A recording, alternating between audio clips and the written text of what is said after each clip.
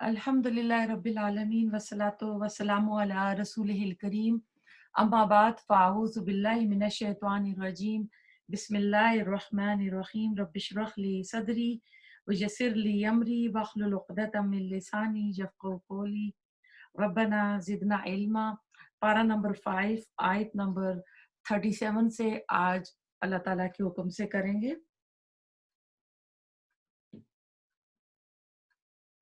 अल्लज़ीना वो लोग जो यब हलूना बुखल करते हैं, व यअमुरूना और वो हुक्म देते हैं, अन्नासा लोगों को, बिल बुखले बुखल का, कंजूसी का, व यक्तुमूना और वो छुपाते हैं, माँ इसको जो आताहुम दिया इन्हें अल्लाहु अल्लाह ने, मिन फदली ही अपने फजल से, व आतदना और तैयार कर रखा है हमने लिल काफिरीना काफरों के लिए अजाबन अजाब मुहीना रुसवा करने वाला।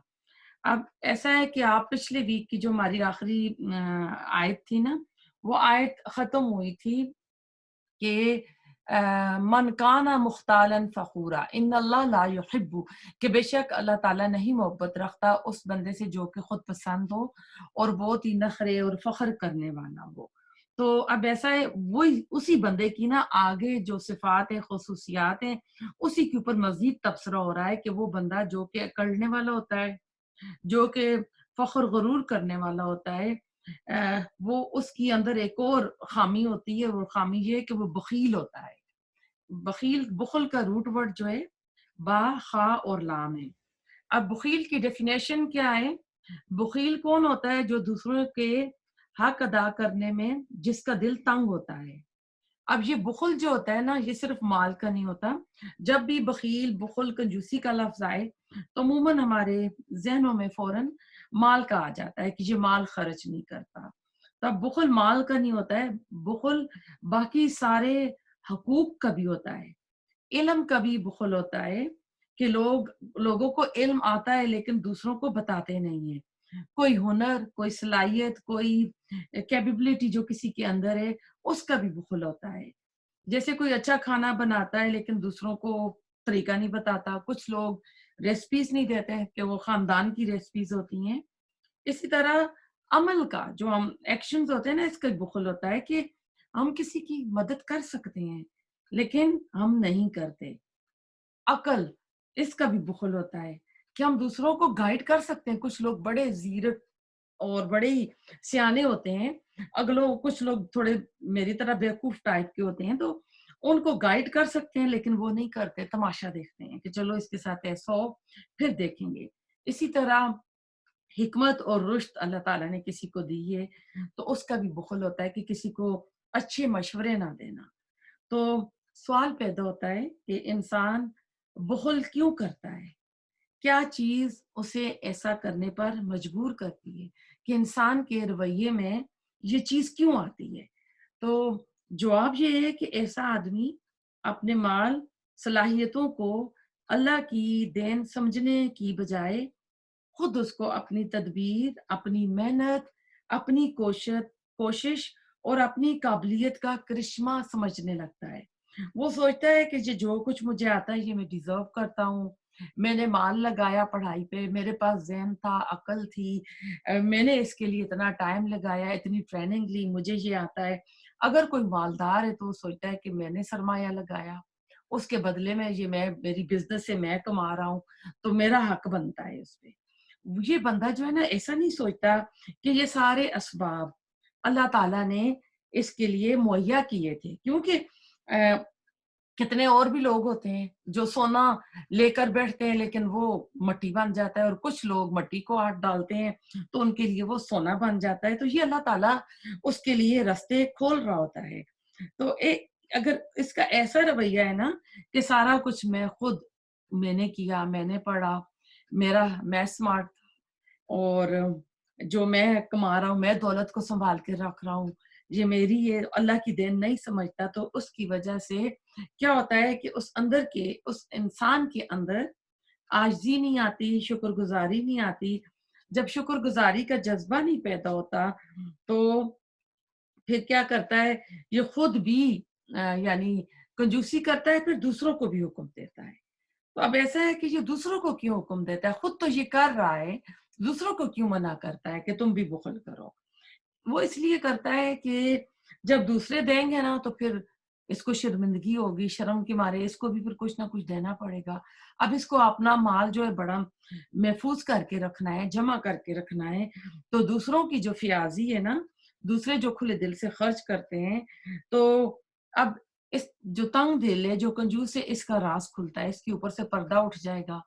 कि अब एक ही देखें महफ़िल में हो, एक ही ग्रुप फ्रेंड्स का बना हुआ हो और सब निकाल के पैसे किसी सदके में दे रहे हैं, अब वो नहीं देगा, तो ज़ाहिर है कहते हैं ना कि पंजाबी में नक्को शर्मो देने ही पड़ेंगे, तो इसलिए फिर वो दूसरों को भी मना करता है।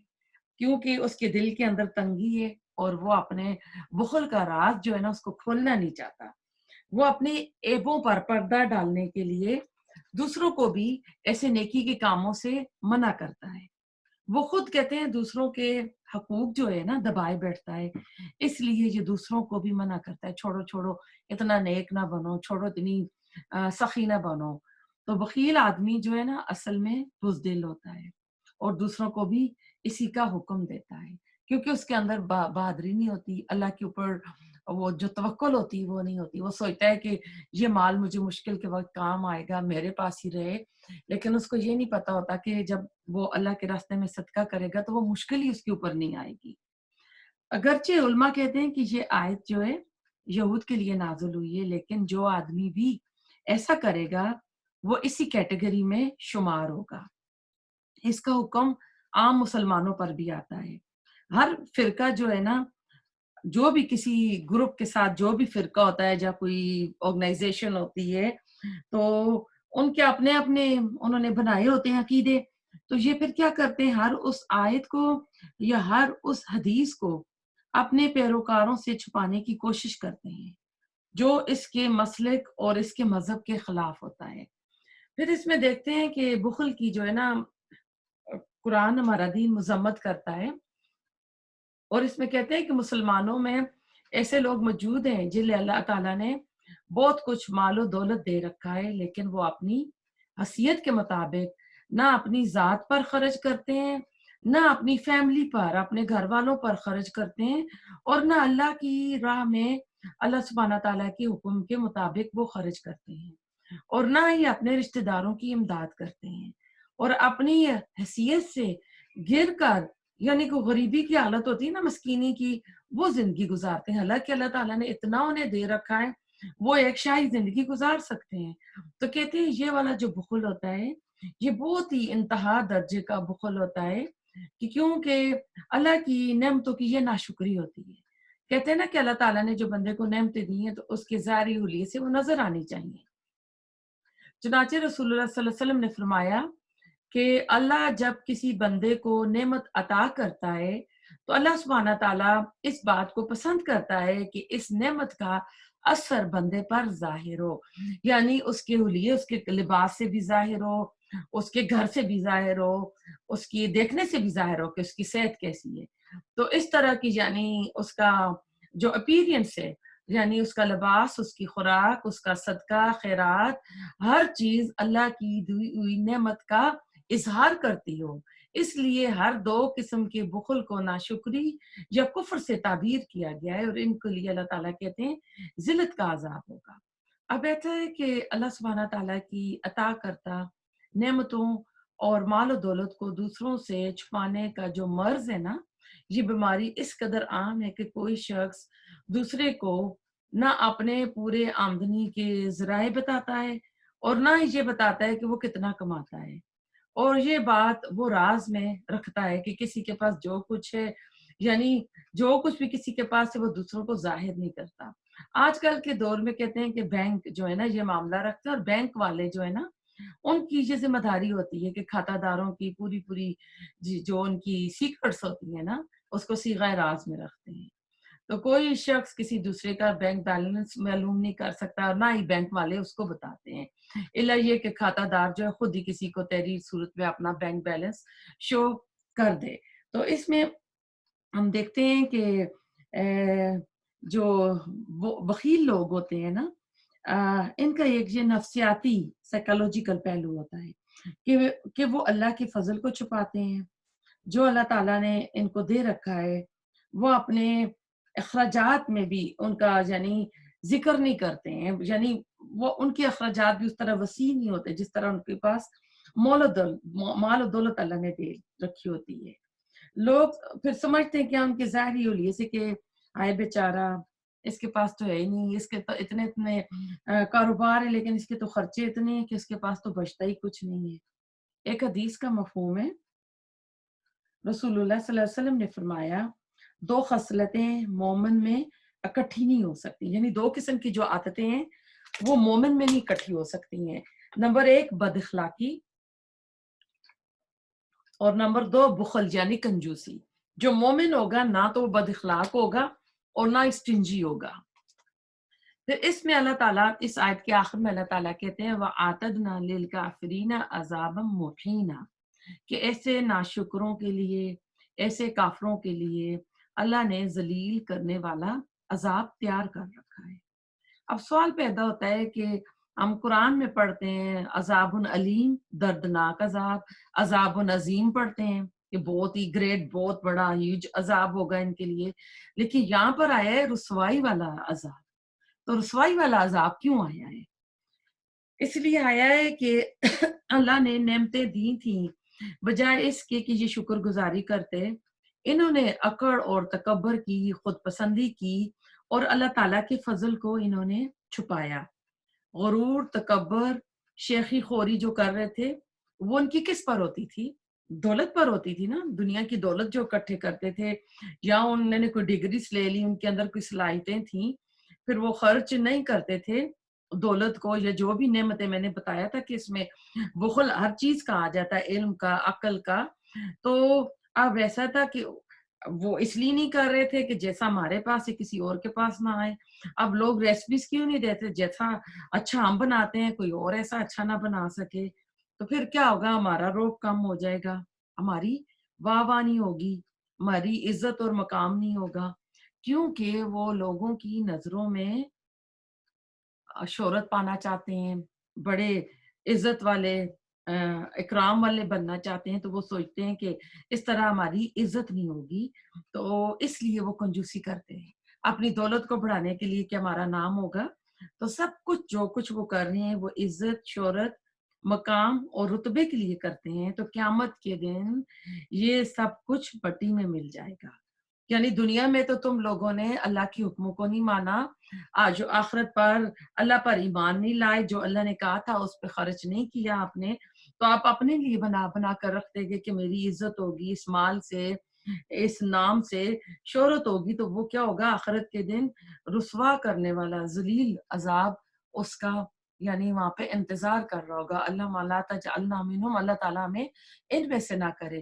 آیت نمبر 38، والذینہ، اور وہ لوگ جو ینفقون خرچ کرتے ہیں، اموالہم اپنے مالوں کو، ریا دکھانے کے لیے، الناسا لوگوں کو، ولا اور نہیں، یؤمنون وہ ایمان رکھتے، باللہ اللہ پر، ولا اور نہ، بالیوم الآخر آخری دن پر یعنی یوم آخرت پر، ومن اور جو کوئی، یکن ہو، الشیطان شیطان، لہو اس کا، کرینن ساتھی، دوست، فساء تو کتنا برا ہے، کرینا ساتھی۔ اب وہی جو کریکٹر جا رہا ہے نا، مختالن فخورا، خود پسند، فخر کرنے والا، غرور تکبر کرنے والا، بخل کرنے والا، جس کے لیے قیامت کے دن رسوا کرنے والا عذاب ہوگا، اسی کی مزید خصلتیں، مزید خامیاں آ رہی ہیں کہ جب کبھی مال خرچ کرنا بھی چاہتا ہے تو وہ تب کرتا ہے کہ جب لوگوں میں اس کا دکھاوا ہو، لوگ دیکھیں اور اس کا نام ہو، اس کا چرچا ہو، اس کی مشہوری ہو۔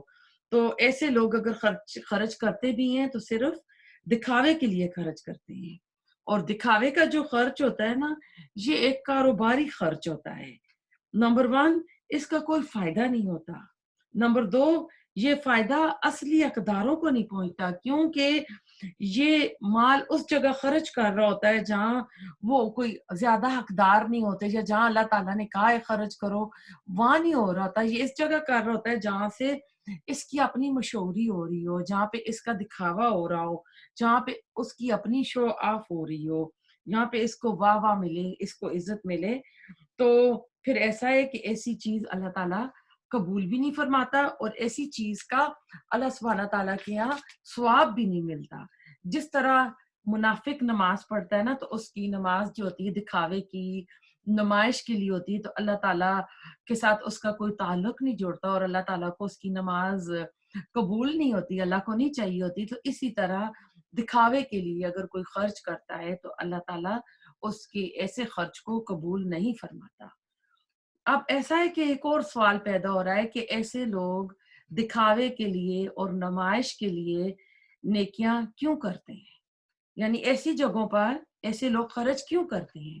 تو آپ پچھلی آیت پر غور کریں، 37 اور 36 آیت جو لاسٹ ویک کی تھی اس پہ بھی کریں کہ یہ تکبر کر رہے تھے نا، تو تکبر کس چیز پر کرتے تھے؟ یہ بڑکیں کس کے اوپر مارتے تھے؟ بڑی بڑی چھوڑتے تھے، کس لیے چھوڑتے تھے؟ کہ لوگوں کے اندر ان کی شان ہو، لوگوں کے اندر ان کا نام ہو کہ یہ بڑے پیسے والے، بڑے مرتبے والے، بڑے مقام والے لوگ ہیں۔ تو اب یہ خرچ بھی اسی جگہوں پر خرچ کر رہے تھے کہ جہاں پر مزید ان کی تعریفیں ہوں، مزید لوگوں میں ان کی شہرت میں اضافہ ہو، اور لوگ ان کی جھوٹی عزت کریں۔ اب جب یہ خرچ کرتے ہیں تو اللہ کی رضا کے لیے نہیں کرتے ہیں، بلکہ لوگوں میں مشہوری حاصل کرنے کے لیے، شہرت حاصل کرنے کے لیے، لوگوں میں عزت حاصل کرنے کے لیے کرتے ہیں۔ تو لوگ کتنی عزت دیں گے؟ کیا آج تک دیکھیں جو کوئی خرچے کرتے ہیں نا، اتنے بڑے بڑے کرتے ہیں، تو کیا 100% ان کی تعریف ہوتی ہے؟ وہ اتنا خرچہ بھی کر لیتے ہیں، پھر بھی کسی ایک چیز میں، دو چیز میں لوگ آ کے بات ہی کرتے رہتے ہیں کہ ہاں یہ چیز اچھی نہیں تھی۔ تو اچھا تو کوئی بھی نہیں کرتا، آپ لوگوں کو جتنا مرضی خوش کر لیں، لوگ تو کبھی خوش نہیں ہوتے۔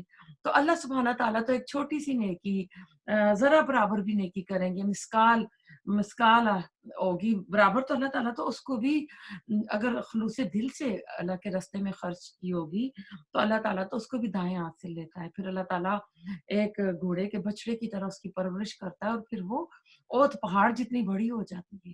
تو اللہ تعالیٰ کے یہاں نیکیاں پرورش پاتی ہیں، انسانوں کے یہاں نہیں پاتی ہیں۔ انسان تو پھر بھی کہیں نہ کہیں سے جیلسی میں یا کسی کی زیادہ نعمتوں سے انسان خوش تھوڑی ہوتے ہیں۔ تو کچھ لوگ کہتے ہیں ایسے بھی ہوتے ہیں جو اللہ کی راہ میں خرچ پر بخل کرتے ہیں، لیکن جہاں اپنی شان و شوکت ہو، جہاں اپنے بچوں کی شادیاں ہو رہی ہوں، جہاں اس کی اپنی پارٹیز ہو رہی ہوں نمائش کے لیے، وہ اعلیٰ شان خرچ کرے گا، لیکن دین کی بات آئے گی تو دین کو ایسے ہی لے لے گا۔ تو پھر ایسا کیوں ہوتا ہے؟ اصل میں یہ کریکٹر ایسا ہے نا کہ اس کی ساری گتھیاں ایک دوسرے کے ساتھ جڑی ہوئی ہیں کہ اب یہ ایسے کیوں کرتا ہے؟ کیونکہ ولا یؤمنون باللہ ولا یوم الآخر، کہ یہ کیا ہے کہ نہ تو اللہ پر ایمان رکھتا ہے، اور ولا بالیوم الآخر، اور نہ آخرت کے دن پر ایمان رکھتا ہے۔ پھر رہی خیرات صدقہ، تو دنیا میں تو وہ فخر کے باعث بنے اس لیے دے رہا ہے، اور اس کے لیے خیر اور برکت کا باعث تو بنتا نہیں ہے۔ تو جو لوگ خدا پر ایمان اور آخرت پر ایمان سے خالی ہوتے ہیں تو ان کا پھر ساتھی کون ہوتا ہے؟ وَمَن يَكُنِ الشَّيْطَانُ لَهُ قَرِينًا، تو پھر اس کا ساتھی کون بن جاتا ہے؟ شیطان بن جاتا ہے۔ تو اس کو اللہ تعالیٰ کہتے ہیں کہ کتنا برا ساتھی ہے جو اس نے شیطان کو اپنا ساتھی بنا لیا ہے۔ تو ایسا ہے کہ ایسا بندہ نفس کا غلام ہوتا ہے، شیطان اس پر حاوی ہو جاتا ہے، اور پھر شیطان جس کے اوپر حاوی ہو جائے، شیطان اس کا پکا دوست بن جاتا ہے۔ تو پھر اس کے لیے کہتے ہیں کوئی خیر و برکت کا کام کرنے کا کوئی چانس باقی نہیں رہتا، کیونکہ سورۃ بنی اسرائیل کی آیت نمبر 26 میں اللہ سبحانہ تعالیٰ فرماتے ہیں ان المبذرین کانوا اخوان الشیاطین وکان الشیطان لربہ کفورا، کہ یہ فضول خرچ کرنے والے لوگ جو ہوتے ہیں یہ شیطان کے بھائی ہوتے ہیں، اور شیطان کون ہے؟ یہ اپنے رب کا بہت ہی بڑا ناشکرا ہے۔ تو اس میں ہم اپنے آپ کو دیکھیں کہ یہ جو متکبر قسم کے لوگ ہوتے ہیں، لوگوں میں اپنی تعریف چاہنے کے لیے ہوتے ہیں، یہ اللہ کی رضامندی کے لیے اگر کوئی کام کرنا پڑے تو وہاں تو یہ بخیلی اور کنجوسی کرتے ہیں، لیکن جب جس جگہ ان کی اپنی واہ واہ ہو، ان کی اپنی شان و شوکت بڑھنے کا امکان ہو، تو وہاں پر یہ بہت زیادہ خرچ کرتے ہیں۔ تو اللہ تعالیٰ کو ان کے ایسے خرچ کی ضرورت نہیں ہے۔ آیت نمبر 39 وَمَاذَا، اور کیا आफत आई है और या क्या हो गया इन्हें अलैहिम इन पर, इसमें यही आ रहा है कि इन पर क्या आफत आई है, लो अगर आमनु वो ईमान ले आते बिल्लाहि अल्लाह पर, वल यौमिल आखिर और आखिरी दिन पर, व अनफकू और वो खर्च करते मिम्मा इसमें से जो रज़क़हुम रिज़्क़ दिया इन्हें अल्लाहु अल्लाह ने, वकाना और है अल्लाहु अल्लाह बिहिम इन्हें यानी साथ इनके अलीमन खूब जानने वाला, खूब इल्म रखने वाला। बहुत ही प्यारा अंदाज है। तो आप देखें कि अमूमन मुआशरे में क्या होता है, जब भी मुआशरा बिगड़ता है, मुआशरे की बुरी हालत आती है ना, तो इज्जत का दारोमदार जो होता है ना उस मुआशरे में लोगों का दौलत पर हो जाता है। जिसके पास जितनी ज्यादा दौलत होगी उसकी उतनी ज्यादा इज्जत होगी। इसके बरक्स जब मुआशरा कोई भी सोसाइटी जो है ना सेहतमंद होती है तो इसका दारोमदार उसके इल्म और तकवा पर होता है। वहां पर तारीफ होती है कि ये बहुत बड़े आलम हैं, इनकी बड़ी इज्जत की जाएगी, उनके उलमा को लोग झुक झुक कर सलाम करेंगे, उनकी इज्जत करेंगे कि कहेंगे ये फलां आदमी बड़ा ही खुदा तरस इंसान है, इससे मोहब्बत होगी, इसका एहतराम किया जाएगा। लेकिन जब मुआशरा बिगड़ता है तो दौलत की कदर व मंजिलत जो है ना फिर बढ़ जाती है।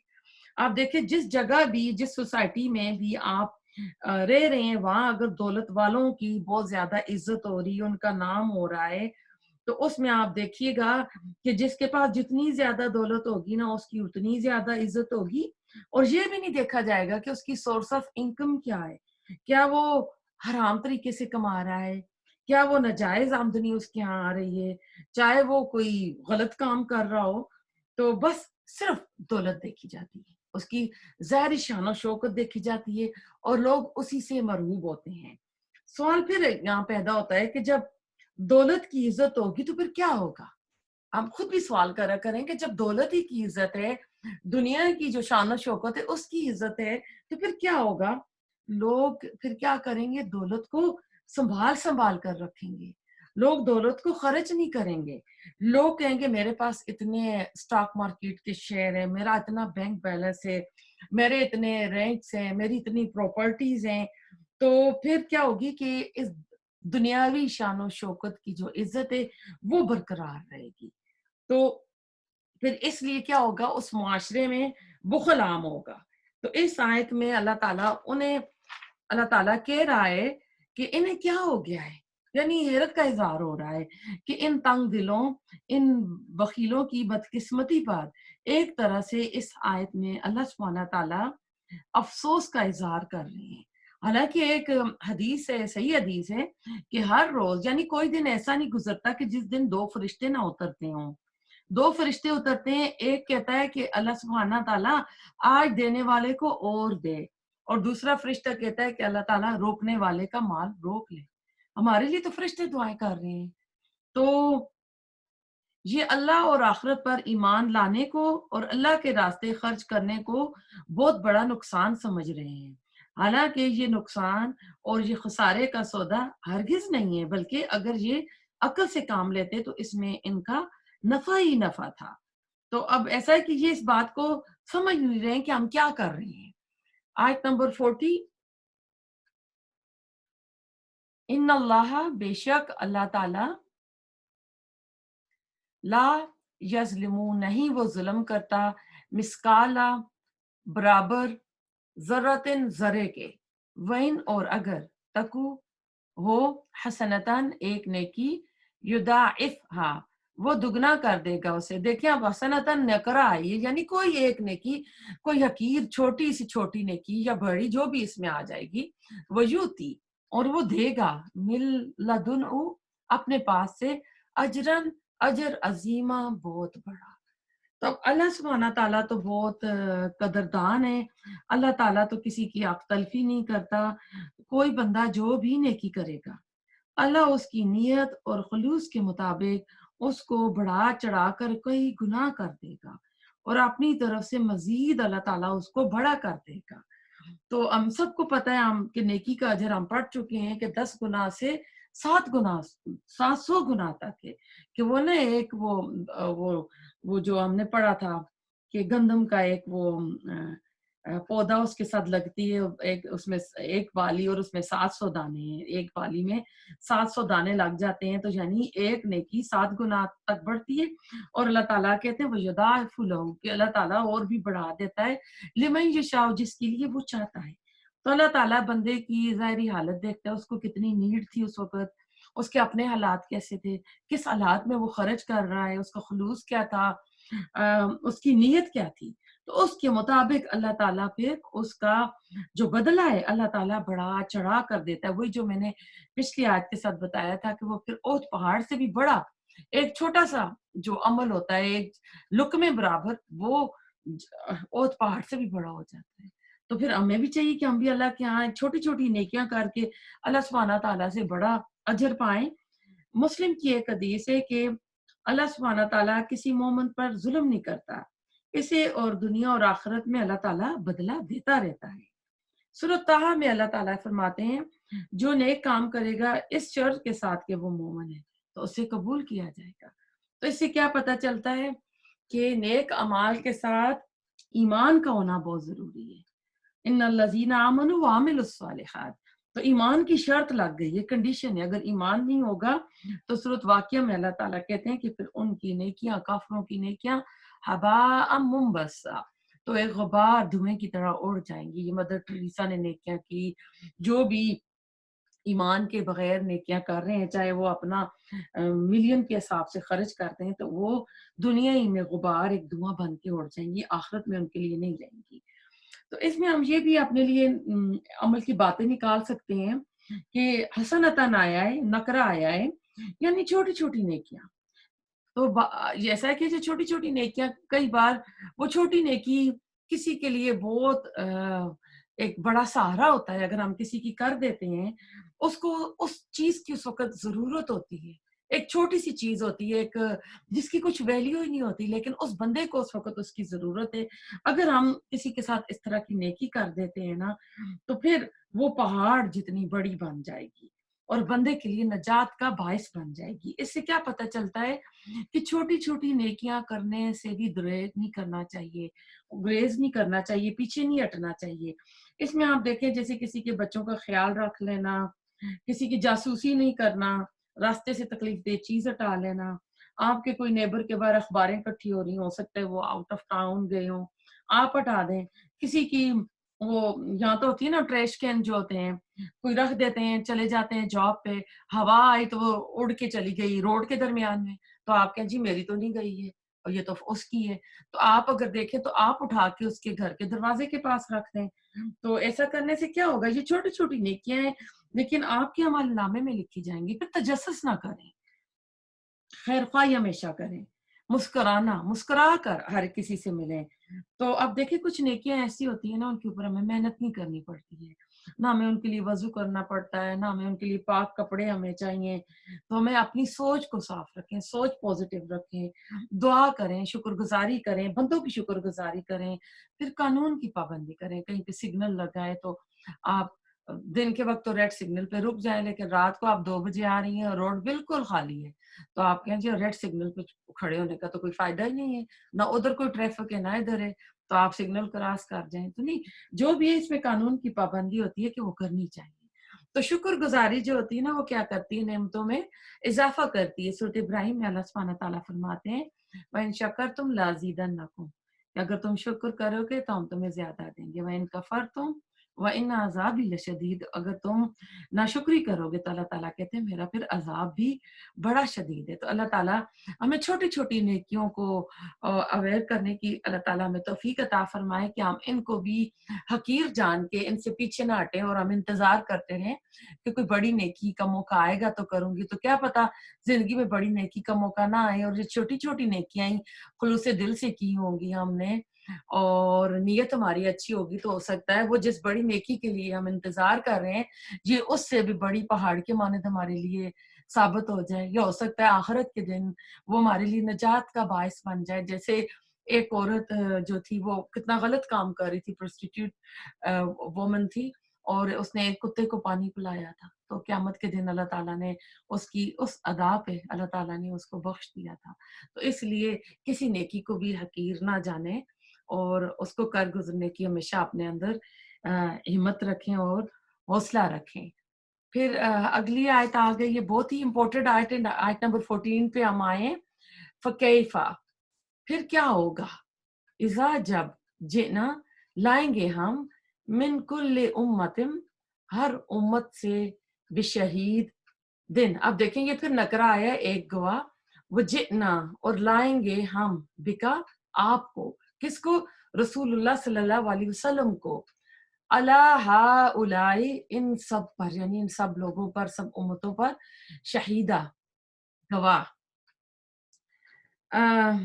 یہ آیت نمبر جو 41 42 اس کے ساتھ ہی ملتی ہے۔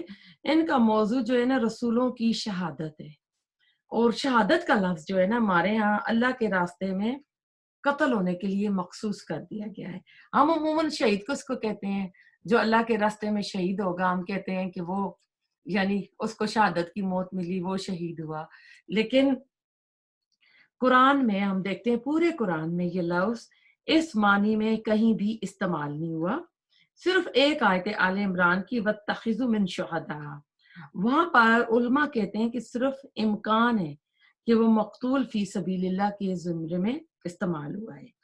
قرآن میں جہاں بھی اللہ کے راستے میں مرنے کے لیے جو لفظ استعمال ہوا ہے وہ قتل ہی کا لفظ استعمال ہوا ہے۔ جب اللہ تعالیٰ نے سورۃ حج میں اجازت بھی دی تھی کہ اب تم وہ جہاد کر سکتے ہو، تو وہاں بھی قتال کا لفظ استعمال ہوا ہے۔ ایک اور سورۃ بقرہ کی آیت ہم پڑھ چکے ہیں کہ جو اللہ کے راستے میں مارے جائیں، وَلَا تَقُولُوا، اس میں آتا ہے کہ ان کو تم مردہ نہ کہو، جو وہاں بھی قتل کا لفظ آیا ہے، بَلْ أَحْيَاءٌ عِندَ اللَّهِ، کہ وہ اللہ کے پاس زندہ ہیں۔ ایک اور جگہ آیا ہے وَلَا تَحْسَبَنَّ اللَّهُ قُتِلَ فِي سَبِيلِ اللَّهِ أَمْوَاتًا، کہ تم ان لوگوں کو مردہ نہ سمجھو جو اللہ کے راستے میں مارے جاتے ہیں۔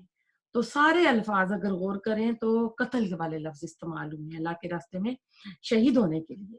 صرف پھر ایک حدیث میں بھی نا 4 بار جو لفظ استعمال ہوا وہ بھی اقتلا اقتلا کے ہوئے، کہ ایک شہید جو ہے جب شہادت کے مرتبے پہ پہنچتا ہے تو وہ خواہش کرتا ہے کہ میں دنیا میں دوبارہ جاؤں، پھر میں قتل ہو جاؤں، دوبارہ جاؤں، اس کا ہم ترجمہ کہتے ہیں کہ میں شہید ہو جاؤں، پھر میں شہید ہو جاؤں۔ تو وہاں پہ بھی اقتلا اقتلا کے لفظ استعمال ہوئے ہیں۔ تو ہمارے یہاں یہ لفظ بہت عام اس معنوں میں استعمال ہوتا ہے، تو اصل میں ایک حدیث میں شہادت کا لفظ بھی استعمال ہوا ہے کہ یعنی اس کو یہ شہادت نصیب ہو گئی۔ تو شہادت ایسا لفظ کہنا بھی جو ہم استعمال کرتے ہیں نا یہ غلط نہیں ہے، لیکن قرآن میں اللہ تعالیٰ نے یہ لفظ اس کے لیے نہیں استعمال کیا ہے۔ اس لفظ کا جو روٹ ورڈز ہیں شین ہا دال، شہد، شاہدہ، یشدو، یعنی وہ بندہ جو وہاں پر موجود تھا، اللہ سبحانہ تعالیٰ کے لیے استعمال ہوتا ہے عالم الغیبی والشہادت، کہ اللہ تعالیٰ جو عالم غیب کا اور یعنی غیب کا اور ظاہر کا جاننے والا ہے۔ تو لفظی معنی اس کا ہو جاتا ہے کسی کا موجود ہونا۔ اب ایسا ہے کہ شہادت بمعنی گواہی آتی ہے، اور جو شاہد ہوتا ہے، جو حاضر ہوتا ہے، وہی عینی گواہ ہوتا ہے، جس کو ہم چشم دید گواہ بولتے ہیں، آنکھوں دیکھا، جس نے آنکھوں سے دیکھا تھا، اسی کو ہم صحیح گواہ ثابت کرتے ہیں۔ اب گواہی جو ہے نا اس میں اب یہ نمبر 1 تو ہم اسی کو یعنی جو شاہد ہوتا ہے وہی چشم دید گواہی ہوتا ہے۔ اور اگر گواہی کو آپ دیکھیں تو جو گواہی ہوتی ہے یہ 2 دھاری تلوار کی طرح ہوتی ہے، یہ ایک فریق کے حق میں ہوگی اور دوسرے کے خلاف ہوگی۔ جیسے کسی کے ساتھ کوئی کمپٹیشن ہوتا ہے نا، تو ایک بندہ جیت جاتا ہے اور ایک ہار جاتا ہے، تو گواہی کی بھی وہی صورتحال ہے کہ ایک بندے کے خلاف جائے گی اور دوسرے کے حق میں جائے گی۔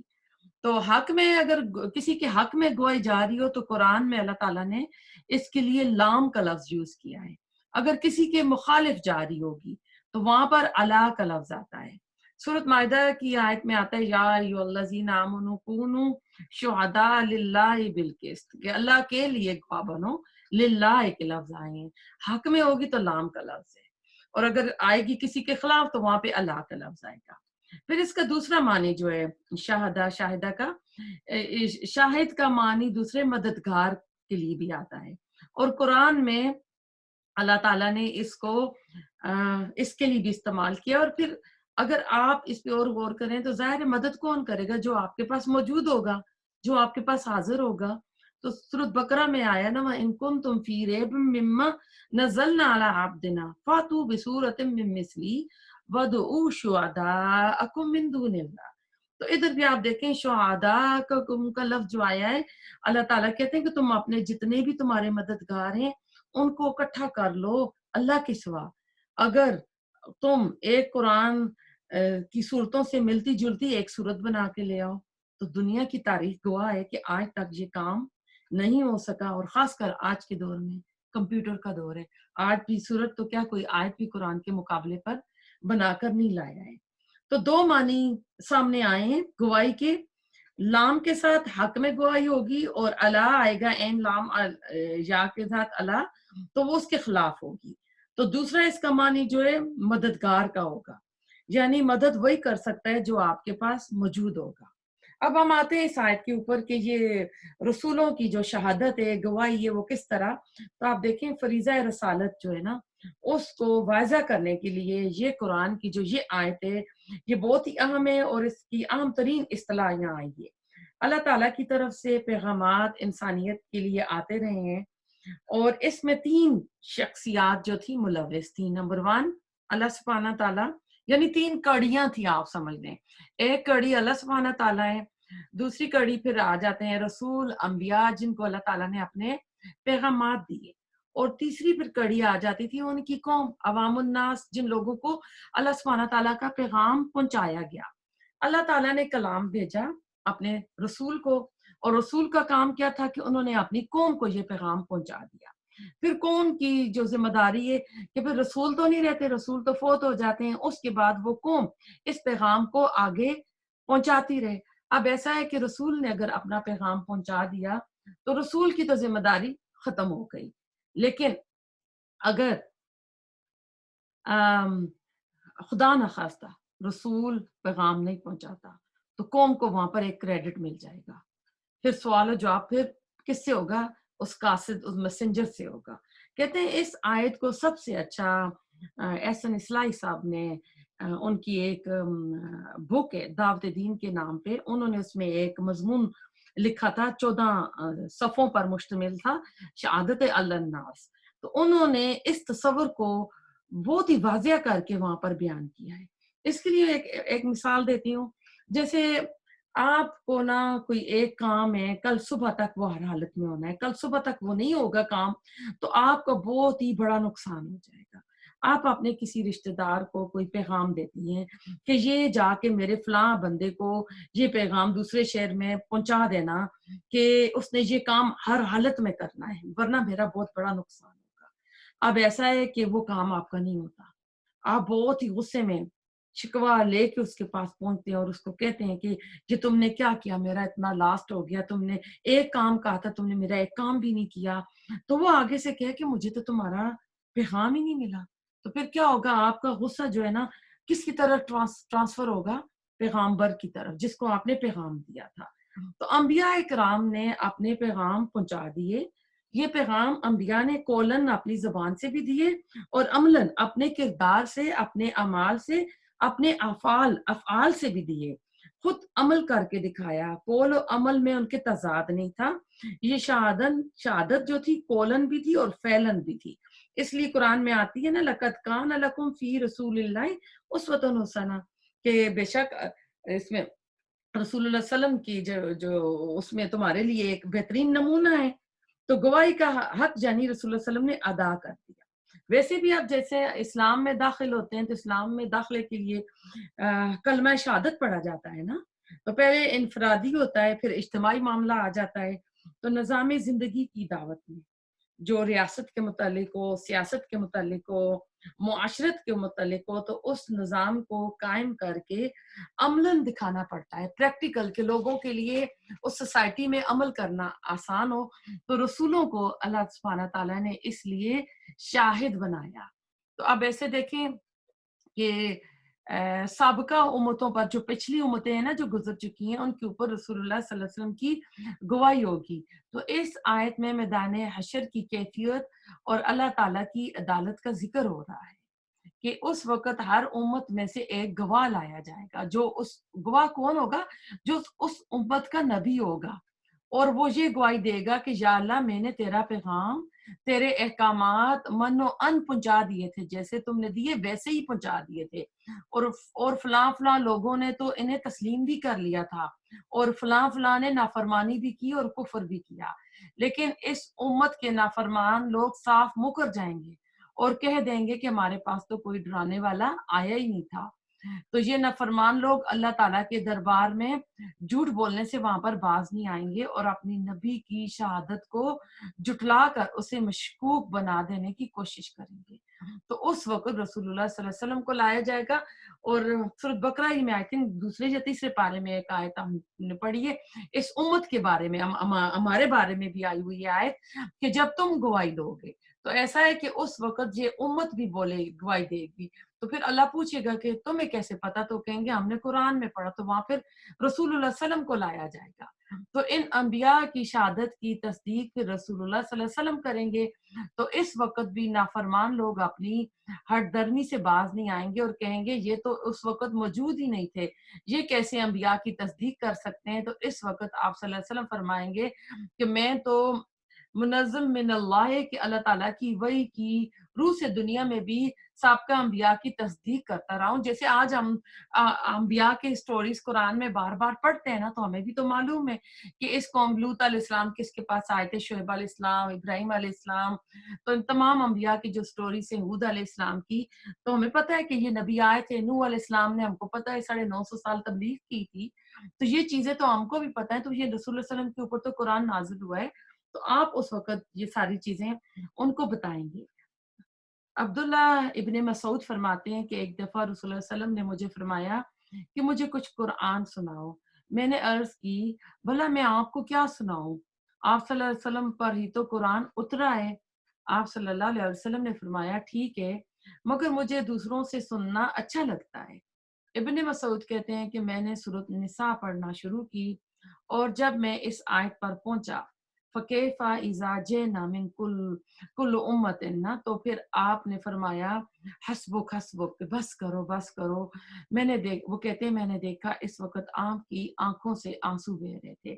یہ بخاری کی کتاب التفسیر میں یہ حدیث آئی ہے۔ تو اس آیت سے رسول اللہ صلی اللہ علیہ وسلم کی تمام انبیاء پر فضیلت بھی ثابت ہوتی ہے، کیونکہ پچھلے جو انبیاء کے اوپر جو آپ کو شہادت دینے کا شرف آپ کو ملے گا، تو وہ آپ کو حاصل ہوگا۔ اور ابن مسعود جب سورۃ النساء پڑھتے اس آیت پر پہنچتے تو فرمایا کہ تشکر، امتنان اور مسرت کی ان وسعت کی وجہ سے آپ صلی اللہ علیہ وسلم کی آنکھوں سے آنسو بہنے لگے، تو یعنی اس میں رسول اللہ صلی اللہ علیہ وسلم کی فضیلت بیان ہوئی ہے، تو شکر کی وجہ سے، خوشی کی وجہ سے بھی آپ کی آنکھوں سے آنسو بہنے لگتے تھے۔ تو ایک طرف تو اللہ کی عطا کردہ فضیلت پر انتہائی خوشی سے آپ مسکراتے تھے، اور دوسرے اللہ تعالیٰ کی اس عطا پر جو اللہ تعالیٰ نے آپ کو جو فضیلت دی ہے، شکر گزاری کے طور پر بھی آپ کے آنسو یعنی نکل آتے تھے۔ تو ایسا ہے کہ رسول اللہ صلی اللہ علیہ وسلم نے اپنا کام پورا کر دیا، انہوں نے اپنی ذمہ داری پوری کر دی۔ اسی لیے حجۃ الوداع کے موقع پر آپ نے 3 بار صحابہ کرام کو پوچھا تھا حل بلغت، کہ کیا میں نے پہنچا دیا اللہ کا پیغام؟ تو سب صحابہ کرام نے کہا تھا کہ جی پہنچا دیا۔ تو بلا کے لفظ پوچھے، پہنچا دیا بالکل۔ تو 3 بار آپ نے شہادت کی انگلی اٹھا کر اللہم اشہد اللہم اشہد کہا تھا۔ پھر سورۃ فرقان کی آیت میں آتا ہے وقار الرسول یا ربی ان قوم کو متخذوا هذا القرآن مہجورا، کہ قیامت کے دن نہ رسول فریاد کریں گے کہ میری قوم نے قرآن کو چھوڑ دیا تھا۔ مہجورا کے لفظ آئے ہیں، ترک کے لفظ نہیں آئے ہیں۔ کسی چیز کو ترک کر دینا تو انسان اس کو جا کے واپس لے لیتا ہے، لیکن جہاں ہجرت کر لیں تو ہجرت ہوتا ہے چھوڑ دی، پکی چھوڑ دی۔ جس طرح رسول اللہ صلی اللہ علیہ وسلم نے مکہ سے مدینہ ہجرت کی، تو پھر آپ دوبارہ مکہ میں نہیں آباد ہوئے، آپ کی ابھی قبر بھی مدینہ ہی میں ہے۔ یعنی انہوں نے ٹوٹلی چھوڑ دیا. تو اب دیکھ لیں آج ہم بڑے تو پھر قرآن پڑھ رہے ہیں، لیکن آج کل کے بچے نہ تو رمضان میں قرآن کھولتے ہیں نہ فجر کے ٹائم پڑھتے ہیں. تو پتہ نہیں آگے پھر ان کی آئندہ نسلیں آئیں گی تو اللہ جانے پھر کیا حال ہوگا. حامیم سجدہ کی آیت نمبر 20 میں اللہ سبحانہ تعالیٰ فرماتے ہیں حتی اذا جاؤہا شہد علیہم سمعہم و ابصارہم و جلودہم، کہ جب وہ ان کے اوپر آ جائیں گے تو پھر کیا ہوگا کہ ان کی بصارتیں، ان کی آنکھیں، ان کے کان، ان کی جو جلدیں ہیں نا وہ ان کے اوپر پھر وہ پھر علیہم کے لفظ آئے ہیں نا. تو اللہ کا میں نے بتایا تھا کہ یہ جب گواہی آتی ہے تو اس کے خلاف ہو جاتی ہے. تو یہ پھر انسان کے اپنے اوپر اس کی سماعت، اس کی آنکھیں، اس کی ہماری جو سکن ہے یہ ہمارے خلاف گواہی دے گی. اللہ تعالیٰ ہمیں ان میں سے نہ کرے. سورۃ مائدہ کی آیت نمبر 105 میں یوم یجمع اللہ الرسل فیقول ماذا اجبتم قالوا لا علم لنا انک انت علام الغیوب، کہ اللہ تعالیٰ جب سب رسولوں کو اکٹھا کرے گا تو کہے گا تو تم کو کیا جواب ملا تھا. وہ کہیں گے ہمیں تو نہیں علم، اللہ تعالیٰ تجھے ہی غیب کا علم پتا ہے. تو جس دن یہ تو تمام رسولوں سے بات ہوئی ہے، لیکن اسی کو اگر آپ اور زیادہ اس شہادت کو آپ حقیقی طور پر سمجھے تو عیسیٰ علیہ السلام کی جو سورۃ المائدہ میں آیت نمبر 116 اور 117 میں آپ کو ترجمہ سنا دیتی ہوں ان آیات کا، کہ اس میں اللہ تعالیٰ عیسیٰ علیہ السلام سے کہیں گے کہ کیا تم نے لوگوں سے کہا تھا مجھے اور میری ماں کو معبود بنا لو؟ تو وہ جواب دیں گے اے اللہ تو پاک ہے، وہ بات میں کیسے کہہ سکتا ہوں جس کا مجھے کچھ حق نہ ہو. اگر میں نے یہ بات کہی ہوتی تو تجھے معلوم ہے، تو میرے دل کی باتوں کو بھی جانتا ہے اور میں تیرے دل کی باتوں کو نہیں جانتا. غیب کی باتوں کو اللہ تعالیٰ تو جاننے والا ہے، اور میں نے ان سے وہی بات کی جس کا تو نے مجھے حکم دیا تھا کہ اللہ تعالیٰ کی بندگی کرو جو میرا رب بھی ہے اور تمہارا رب بھی ہے. پھر عیسیٰ علیہ السلام کہیں گے جب تک میں ان کے اندر رہا اسی بات کی گواہی دینے والا رہا، جب تو نے مجھے وفات دی ان کا نگران حال تو پھر تو رہا، اور تو اللہ ہر چیز پر حاضر اور ناظر ہے. تو یہ عیسیٰ علیہ السلام سے بھی آپ کو یہ بات واضح ہو جائے گی کہ یہ اس طرح کا معاملہ ہوگا آخرت کے دن. پھر آیت نمبر ہم چلتے ہیں 42 پہ، آج کی آخری آیت ہے. یوما جس دن یودو چاہیں گے الذین وہ جنہوں نے کفرو کفر کیا و عصوا اور نافرمانی کی الرسول رسول کی لو کاش تو سوا برابر کر دی جائے بہم ان پر الارض زمین ولا اور نہ یکتمون وہ چھپا سکیں گے اللہ سے حدیثہ کوئی بات. اب ایسا ہے کہ اس میں یودو کا لفظ آیا ہے، واو دال، دال اس کا روٹ ورڈ ہے. محبت سے اگلا درجہ ہوتا ہے، یعنی قیامت کے دن شدت سے چاہیں گے کون؟ وہ لوگ جنہوں نے رسولوں کی باتوں کا انکار کیا ہوگا کہ کاش آج زمین برابر کر دی جائے اور وہ زمین کے اندر نیچے چھپ جائیں اور کسی کو نظر نہ آئیں، کیونکہ ان کو دنیا کی عزتیں بہت پیاری تھیں. آپ صورت اسی کی جو آیت نمبر 37 38 وہ ساری لے آئے مختالن فخورہ والی، کہ وہ دنیا ہی کے لیے مال و دولت جمع کرتا رہا، وہ خرچ نہیں کرتا رہا، کنجوسی کرتا رہا. اگر خرچ کر بھی رہا تھا تو ریاکاری شو آف کے لیے کر رہا تھا، تو کیونکہ وہ دنیا کی عزت چاہ رہا تھا. تو وہی مضمون آپ دیکھیں، اسی کا دیکھیں اس رکوع کے اوپر، جیسے سمجھیں کہ آخری بات ہو رہی ہے، تتمہ جس کو بولتے ہیں. دنیا کی عزت عزت جو ہوتی ہے نا وہ ہمیشگی کی نہیں ہوتی، کیونکہ دنیا تو فانی چیز ہے، دنیا تو یعنی اتنی ایک حقیر چیز ہے، تو وہ دنیا کو فوکس کرتے رہے، دنیا میں وہ نام شہرت عزت کماتے رہے، اور اسی آخری کے دن آخرت کا جو دن تھا اس کی ان کو فکر نہیں تھی. دنیا ہی میں لوگوں کی تعریفیں چاہتے تھے، واہ واہ چاہتے تھے، تمنا کرتے تھے کہ دنیا بڑھے اور جمع کر کر کے رکھتے تھے. لیکن آخرت کے دن کیا ہوگا کہ وہاں یہ لوگوں سے چھپنے کے لیے کہیں گے زمین برابر ہو جائے. اب دنیا میں تو شہرت چاہتے ہیں نا، میرا نام ہو، میں اوپر آؤں، میری واہ واہ ہو. لوگ یہ چاہتے ہیں نا کہ میرے سے آگے کوئی نہ نکلے، کسی کو آگے لوگ نکلنے نہیں دیتے ہیں. تو اب دیکھیں آخرت میں کے دن کیا ہوگا کہ وہاں چھپنا چاہیں گے، وہ اس دن کی رسوائی سے، اس دن کی ذلت سے، جو پیچھے ہم نے پڑھا کہ رسوا کرنے والا عذاب ہوگا. تو کہتے ہیں کہ جس دن انسان دیکھ لے گا اپنے دونوں ہاتھوں کی کمائی کو جو اس نے آگے بھیجی، تو پھر کافر کہے گا کہ کاش میں مٹی ہوتا. یہ قرآن میں ایک اور جگہ کہا ہے. آسر رسولہ آسا آیا ہے انسا یار روٹ ورڈ ہوتا ہے. یہاں پر آئے رسول کی نافرمانی. اب یہاں تو ہر قوم اپنے اپنے رسول کے بارے میں کہہ رہی ہے کہ ہم نے اس رسول کی جو نافرمانی کی ہے, ہم نے قرآن کی بات نہیں مانی ہے. تو پھر اس میں حدیثہ کا لفظ آیا, حدیثہ بھی نکرہ ہے یہ. تو اس میں اگر ہم دیکھ لیں ایزا امت رسول صلی اللہ علیہ وسلم ہونے کے ناطے کہ ہمارے اندر بہت سے لوگ ہیں جو صرف قرآن کو لیتے ہیں, قرآن کو مان لیتے ہیں, لیکن وہ رسول اللہ علیہ وسلم کی حدیث کو نہیں لیتے ہیں. تب حدیثاً نکرہ آیا ہے, اس میں چھوٹی سے چھوٹی بات بھی ہے. تو وہاں پر یہ اپنی نافرمانیوں کے برے نتائج جو ہے نا دیکھ لیں گے. تو قیامت کا دن جو ہوگا یہ 50,000 سال کا ہوگا, اور لوگوں کی مختلف حالتیں ہوں گی ان کے اعمال کے مطابق. اب یہ مختلف حالتیں ہوئی ہیں نا, ان کو پھر آپ دیکھ لیں کہ جب 16 سال کے ہم ہوتے ہیں تو ہمارے اعمال کچھ اور ہوتے ہیں, 20-25 کے ہوتے ہیں تو کچھ اور ہوتے ہیں, 30 کے ہوتے ہیں, 35 کے ہوتے ہیں تو پھر تھوڑے تھوڑے دیندار بن جاتے ہیں, 40 کے ہوتے ہیں تو اور. تو یہ جو تبدیلی وقت کے ساتھ ہمارے حلیے میں, ہماری عبادات میں, ہمارے اعمال میں جو ہوتی رہتی ہے نا, تو یہ اس کے مطابق ہوگی. تو ہماری زندگی جو بھی 50 سالہ کسی کی زندگی ہے, 70 سالہ زندگی ہے, تو ہر زندگی کے جو حالات مختلف ہیں, کچھ اور ہوتے ہیں, تو یہ حالات بھی وہاں پر پیش ہوں گے. تو اللہ تعالیٰ سے سچے دل سے توبہ کریں کہ اللہ تعالیٰ ہمیں معاف فرمائے, ہماری کمی کوتاہیوں کو اللہ تعالیٰ معاف فرمائے, اللہ قبول کرے. جو ہاسپٹل میں بیمار ہے اللہ تعالیٰ انہیں شفا عاجلہ کاملہ عطا فرمائے. خاص کر نرمین پہ اللہ تعالیٰ اپنا خاص رحم کرے, اس کو اللہ تعالیٰ خیر خیریت کے ساتھ سے تندرستی کے ساتھ ہاسپٹل سے گھر لے کر آئے. اور ایک سمیہ بیمار ہے بچی, اللہ تعالیٰ اس کو بھی شفا عاجلہ کاملہ عطا فرمائے.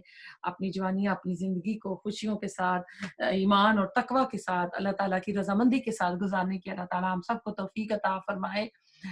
ربنا تقبل منا انك انت السميع العليم وتب علينا انك انت التواب الرحيم. سبحانك اللهم وبحمدك نشهد ان لا اله الا انت نستغفرك ونتوب اليك.